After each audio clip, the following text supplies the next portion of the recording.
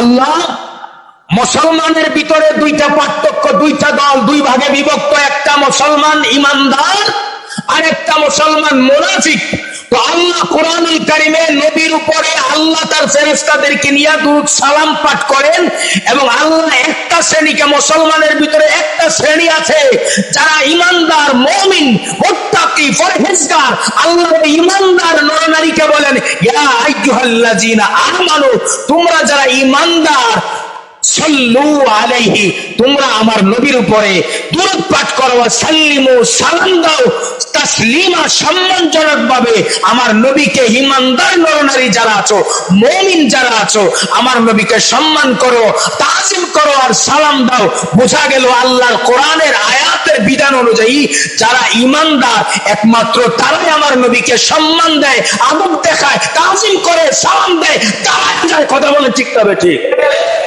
আর যার ভিতরে সম্মান নাই, তাজিম নাই, তার ভিতরে, যার ভিতরে আদব নাই, তার ভিতরে নবীর মুহাব্বত নাই, ওই ব্যক্তি ইমানদার হতে পারে না।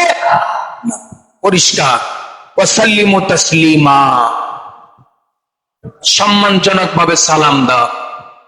তারপরে আসেন দ্বিতীয় আয়াত, 57 নম্বর আয়াত। এবার কোন কথায়, কোন আপনার ইশারা ইঙ্গিতে, কোন কথার দ্বারা, কোন চলার দ্বারা, কোন কালচারের দ্বারা, কোন কাজের দ্বারা, কোন ব্যবহারের দ্বারা, অর্থাৎ যে কোনো কিছুর দ্বারা, ধরেন মৌলবী ইমানদারের মা আম্মাজান খাদিজাতুল কুবরা রাদিয়াল্লাহু তাআলা আনহা, কার মা? কথা বলেন না বাবা, বুঝেন আমার কথা। ইমানদারের মা কার মা? আমরা কি ইমানদার না মুনাফিক?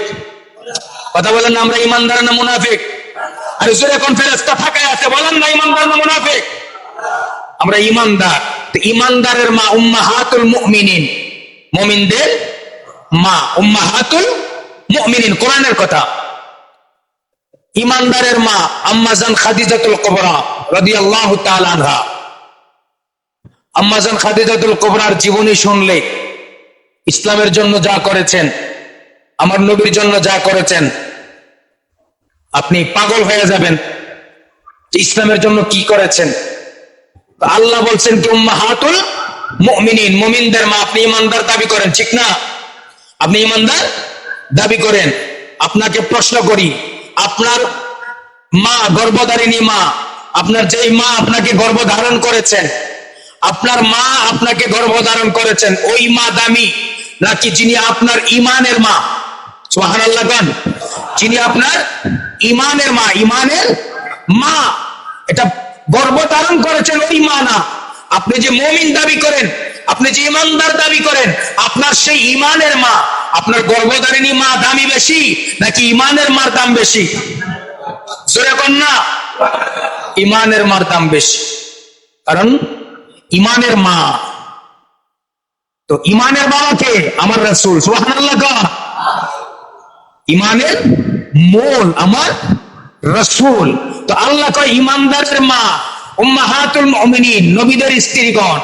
তো আম্মাজান খাদিজা আমাদের কি মা। আমরা যদি ইমানদার দাবি করি, আমাদের কি মা। এখন আপনার মাকে নিয়ে যদি কেউ কটাক্ষ করে কথা বলে, আপনারাই বলছেন কিন্তু ইমানের মা দামি, ইমানের মা দামি। তো আপনার মা, আপনার গর্ভধারিণী মাকে যদি কেউ বলে যে তোমার মা ইনটেক ছিল না, আপনি কি তারে চুমা দিবেন? কথা বলেন না, চুমা দিবেন? তো আপনার ইমানের মাকে যদি কেউ বলে ইনটেক ছিল না, পৌরা, আগে 2টা তালাক খাইছে, আপনার মার সাথে কি করেছে?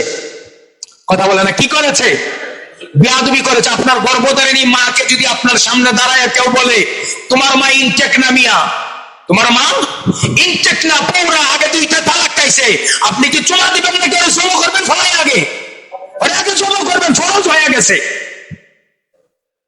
আর আমার নবী বলেন তোমার মা তোমার গর্ভধারিণী মা নয়, তোমার ইমানের মা, যেখানে ইমানের মূল তোমার রাসূল, ওই রাসূলের স্ত্রী। আল্লাহ বলেছেন তোমার ইমানের মা। আর তোমার ইমানের মাকে তোমার সামনে বলেছেন ইনটেক ছিল না, পৌরা, আগে দুইটা তালাক খাইছে, ভার্জিন ছিল। এইরকম কথা যদি আপনার ইমানের মায়ের শানে বলে, ও কি মুসলমান থাকে নাকি কাফের হয়ে যায়? ওরে কি মানা যাবে? ওর ওয়াজ শোনা যাবে? এই কথা বলেন, ওর ওয়াজ শোনা যাবে? ওর ওয়াজ শুনলে কি কেউ কি হেদায়েত হবে নাকি গুমরাহ হবে? একে নবীর শানে বেয়াদবি করছে না? নবী কি কষ্ট পায় নাই? আল্লাহ কষ্ট পায় নাই? এই যে আল্লাহ বলেছেন লানাহুমুল্লাহ, যারা আমাকে আমার রাসূলকে কষ্ট দেয়, লানাহুমুল্লাহ, আমি আল্লাহর পক্ষ থেকে তোর জন্য লানত, ফিদ দুনিয়া, দুনিয়ায় লানত, ওয়াল আখিরা, আখিরাতে তোর জন্য লানত, ওয়া আ'আদ্দা লাহুম আযাবাম মুহিনা, এবং শুধু লানত না, আযাবাম মুহিনা, লাঞ্ছনাদায়ক শাস্তি আমি আল্লাহ তৈরি করে রেখেছি। আয় পরকালে লাঞ্ছনাদায়ক শাস্তি ওখানে ব্যবস্থা করা আছে। এই আল্লাহ এবং আল্লাহ রাসূলকে কষ্ট দিলে কিভাবে কষ্ট পায়, এই এক্সাম্পলটা বোঝালাম। কথা বুঝছেন?